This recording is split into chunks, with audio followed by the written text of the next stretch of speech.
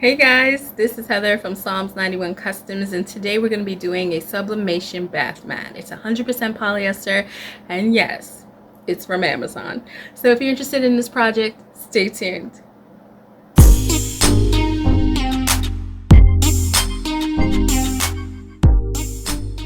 So here we are at our design. My daughter Aaliyah, she wanted her own bath mat, and we went and picked out some beautiful jewel tone watercolor style graphics that meshed well together. So we have our bubbles and our flowers, but they're actually all different files. I actually purchased the files for the roses separate from the bubbles, as well as the emblem in the center with the butterfly and the word clean. And as you can see here, these are all different graphics and elements.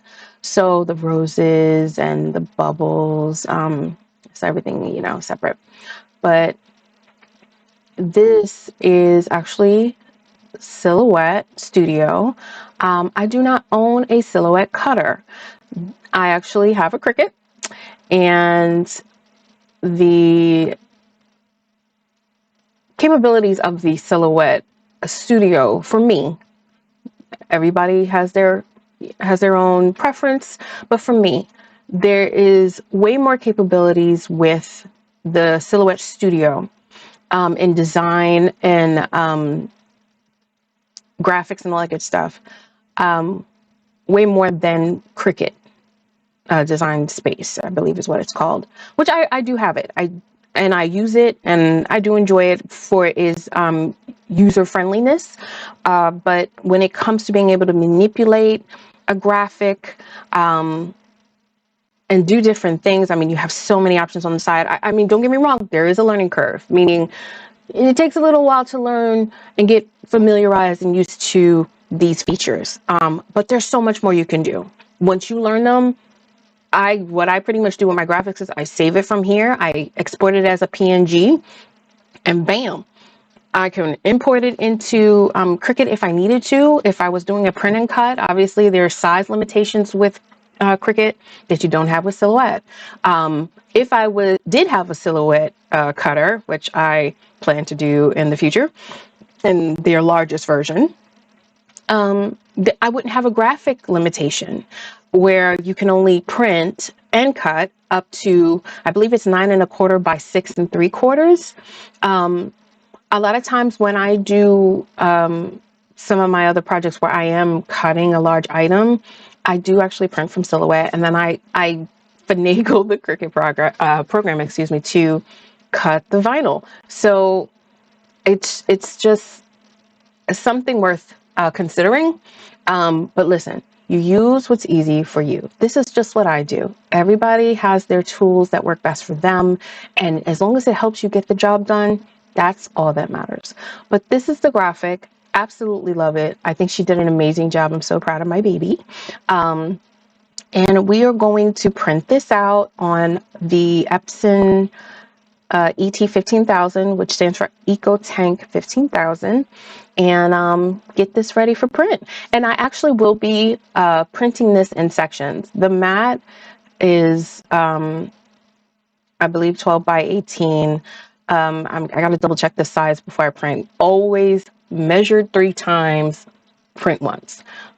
I'm promising you, it'll help you limit how much materials and supplies you use or by mistake waste. I mean, obviously you're not wasting something on purpose. We really just have to condition ourselves to do these steps ahead of time so that it limits how much we lose. And when it comes to supplies, because a lot of times everything's trial and error. But yeah, so we're gonna break this up into sections. I believe what I'm gonna do is the edges first. Scratch that. I'm doing the center first, and then I'm gonna work my way out. So I'm gonna press this first. We're going to separate the sides. So this will be one side. So it's gonna be 4 prints. 1, 2, 3, 4. And I can actually print them in a way. Let's see. Let's see how we're gonna do this. Okay. And there's a lot of elements here. So let me make sure I'm doing this right. All right, so I want this one. I want this to be separate. Ooh, no, don't do that now. Okay, hold on. Okay, Let's try that again. Let's try it. No, I don't want you to do that. No. Okay, let's try this. There you go. Let's see. Okay, that's one. Then I believe this will be two. Let's see if I can keep them together, the big one. Undo. No, I shouldn't have done that. Let's go back. Just group it together, pull it apart. There you go. Okay. And I'm purposely moving them around in a way that will help me to remember. Let's do this. Okay. That will help me to remember which part goes where, because guess what?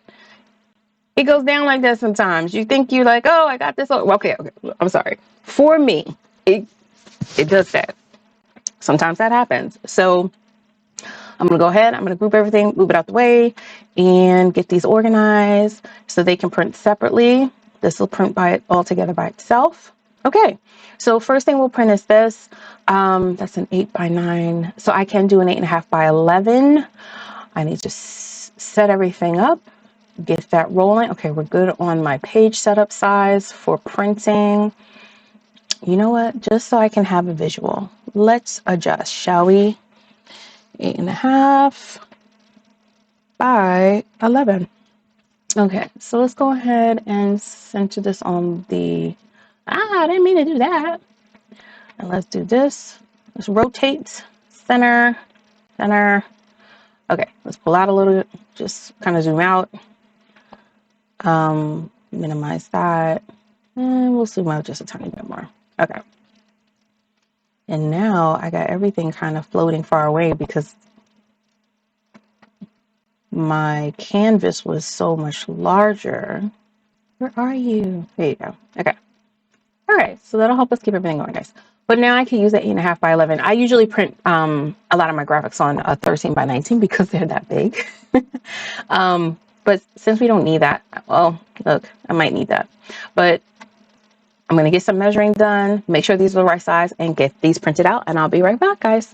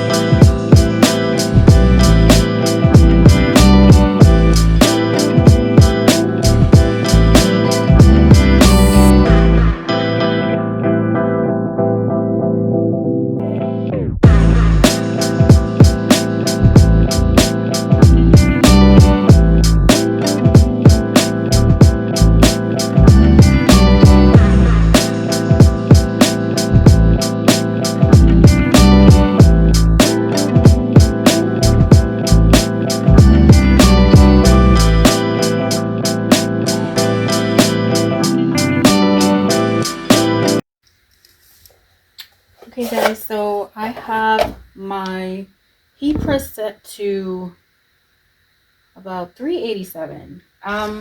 Typically, and always roll your product. You don't want any type of lint, because once you press, if there's anything under your graphic, under your whatever image you're pressing, it'll ruin everything. So just make sure that you roll really good. I buy these washable lint rollers because I just really like trying to be as economical as possible. Like, don't get me wrong, the other ones are great, but I just don't want to keep buying them. Anyway, when I need a refill. But so I have my heat press set at like between 387 and 390. And the reason I did that is because I am concerned that my heat press actually runs hot. So I have burning concern. So what I do is I don't put it so hot, especially when it's an item that's 100% polyester. The thing about sublimation is that the higher the polyester count on a product or an item, the better it takes the ink from sublimation paper or just sublimation ink in general. Now, I don't know what happens if you choose to use like printer paper versus sublimation paper. I believe there's a thing someone may have mentioned, maybe, that this ink, the paper, sublimation paper, I use A-Sub, doesn't necessarily, like regular paper absorbs too much ink or doesn't release enough, one of the two. So there's a waste of ink in some cases.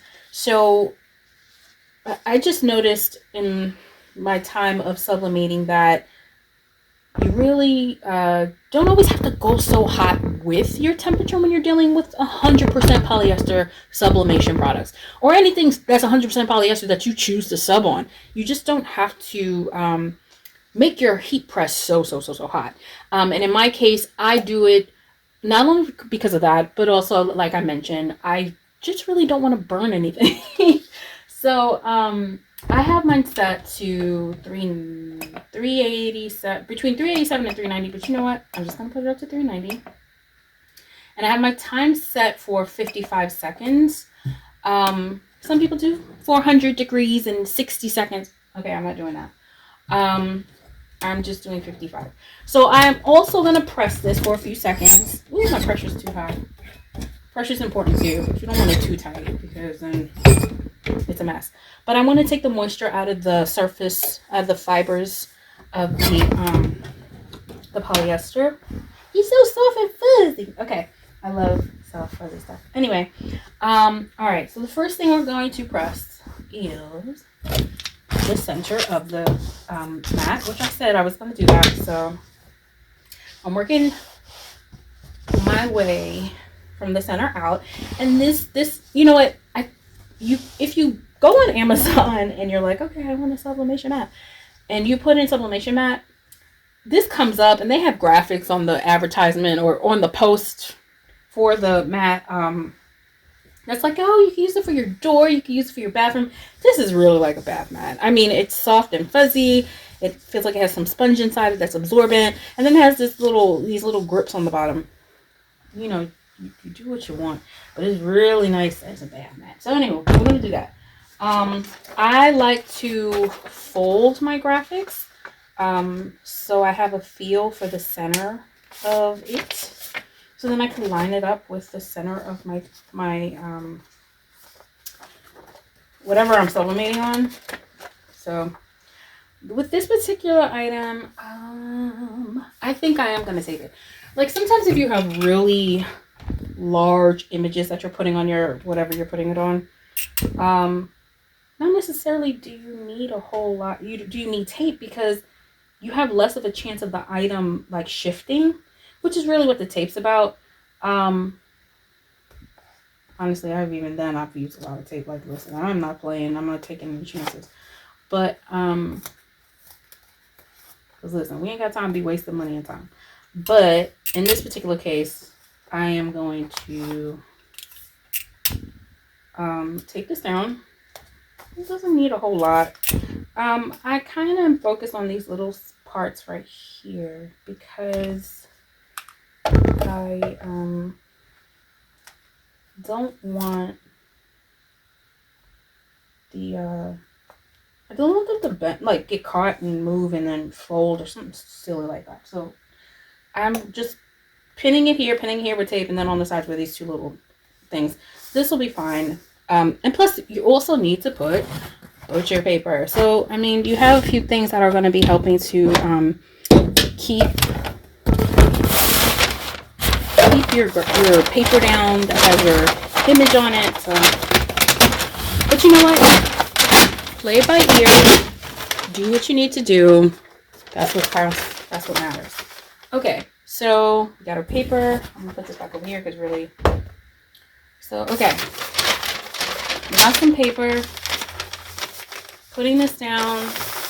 Wish me luck. Because you know what? Things happen. Like, I could be sitting sitting here talking and be like, oh, it's gonna be fine, and then I turn around and this comes out all jacked to the up. So listen, like I said, wish me luck.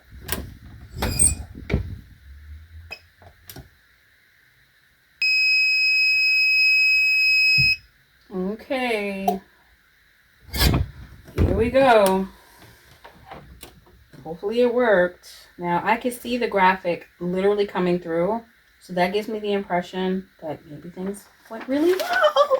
Okay, sorry, I get excited. All right, here we go. I'm trying to pick an area, so. And you want to get things up quickly so they don't ghost. Ah, that's so pretty. Okay, that's pretty, y'all. I'm happy. Do you see that? I am very, oh no, what did I just do? Absolutely nothing. Okay, we're good. See, that came out pretty good. You see how the ink got pulled from the paper? That came out great. So I'm very pleased. I didn't jinx myself. That would have been embarrassing. Like, oh, yeah, it'll be fine. And then all of a sudden you got nothing. All right, so we're good. So now I'm going to see when the fibers move. That's something to keep in mind. When you're dealing with something that has all these fibers on them, if you move it this way, you see how it changes? It like shifts the graphic. But you know what? It's so pretty. I don't care. Anyway. All right, so let's go ahead and now we're going to do the sides. And what I decided to do, because as I mentioned earlier, is that by separating the graphics, what will end up happening is that the darker color of the bubble will actually kind of, it'll like overpower the daintiness or the lightness or the gentleness of this image here. So I'm going to put the bubbles on top of the roses. So I'm actually going to do the sides first and then do these last. Well, I'm going to do one side at a time because obviously I can't do I have a 15 by 15. So there's only so much I can do at one time. But I am going to do it this way. I think we might be okay. I can't use the paper that I just used because if you could see it, it's the ink got on it. So you don't want to reuse this because what can actually happen is the heat will activate this ink. If you can see it, and if you can't, please believe me, there's literally a C right here, an L, an E, an A, and an M. And some of the green from the wreathy thingamajiggy. But anywho, it'll reactivate and it will actually go into your blank or your other graphic, whatever. Just don't use it. Throw it out. You don't want to ruin stuff. You know, don't get me wrong. I'm all for recycling. I have this big issue with my carbon footprint. Okay, guys. So I got this position properly. I needed to take a minute and make sure that this was positioned right. So when everything else is positioned later, it all comes together properly. So I taped everything down. Here we go. Just come further down.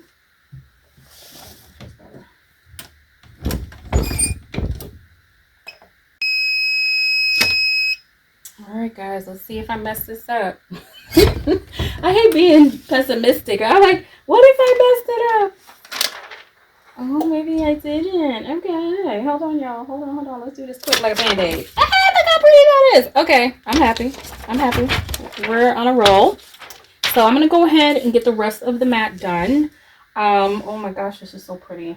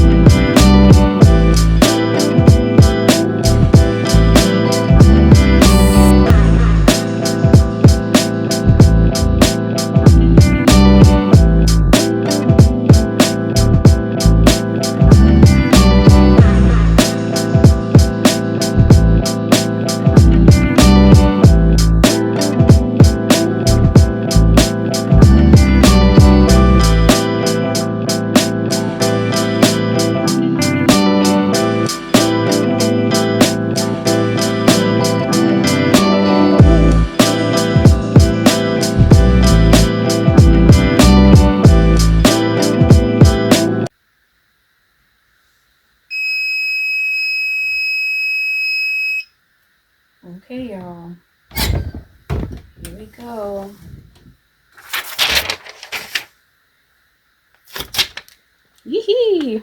Okay. And I know I look like I'm crazy ripping stuff off of this thing. But I'm just so worried about it like ghosting. Because you know, if your graphic is on and it's still down and it shifts some way while it's still down and the item is still warm enough, your graphic will ghost, meaning it'll make like a weird like movie shadow, and you don't want that. So look at this. I am, as all the YouTubers say, obsessed. Yeah, funny. I love it. I am so proud of it. Things I would have done different. I would have made sure this was a little further down. The center is too high up. It's not exactly centered, but it still does the, you know, the trick. Another thing, instead of adding these blue roses at the end of this run, I would just make from this bubble to this bubble larger so they kiss the bigger bubble. So then I don't have to overlap and worry about the image kind of disappearing. But other than that, I think the color is amazing and I think it came out great. I definitely will be doing more. Maybe I might even add this on my business website, Psalms91customs.com. Shameless plug. And you know, you guys follow us on Twitter. I'm not telling the truth, y'all. I don't have a Twitter account. We have TikTok, Instagram, and Facebook. All Psalms 91 Customs. We also have a brand page, which is kind of under construction. It's Psalms 91 merch. We have t-shirts and shorts and pants and stuff like that. But for right now, we're really focused on our website where we sell our products. So we would love for you guys to join us and follow us on all social media. We would love for you guys to be check out the website. You don't have to buy anything, just go look. And please follow and subscribe on our YouTube because that's really the big thing for us. So guys, thanks so much for watching. And I'm so proud of this, and I'm gonna try to do another video. I gotta cut this little string off. There's like this weird random string. But anyway, okay guys, talk to you later. Thanks.